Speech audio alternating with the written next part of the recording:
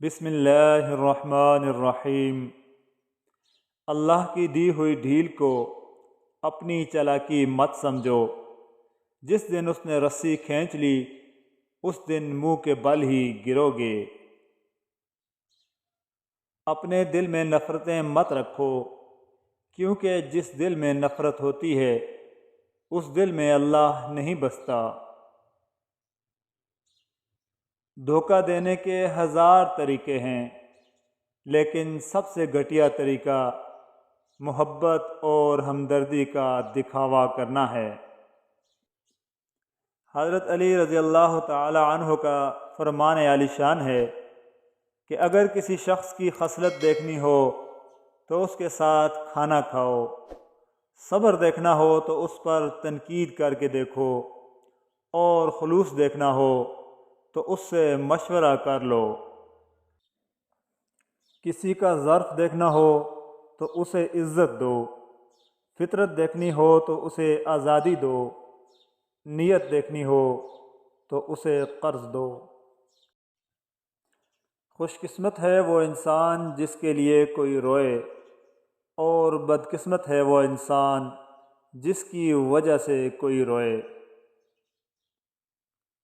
جب تم کسی شخص کو اس کی دولت کی وجہ سے عزت دینے لگو تو سمجھ لینا کہ تم نے اپنا ایمان کھو دیا ہے۔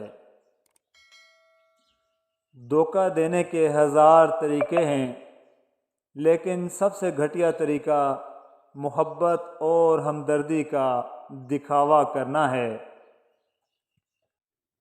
اور حضرت علی رضی اللہ تعالی عنہ کا فرمان عالی شان ہے کہ آپ کو جس شخص سے محبت ہو جائے اس کی آخرت کے بارے میں سوچا کرو کہ اس کو کیسے بہتر بنایا جائے۔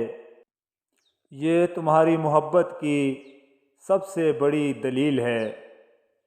اور فرمایا کہ اللہ کو اپنے بندے سے یہ سننا بہت پسند ہے کہ غلطی ہو گئی مولا معاف کر دے۔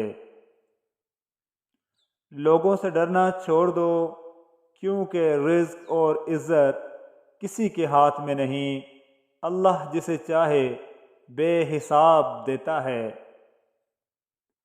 وہ لوگ جو کسی کا برا نہیں چاہتے، اللہ تعالیٰ ان کو ایسی منزلیں عطا فرماتا ہے جو ان کے گمان میں بھی نہیں ہوتی۔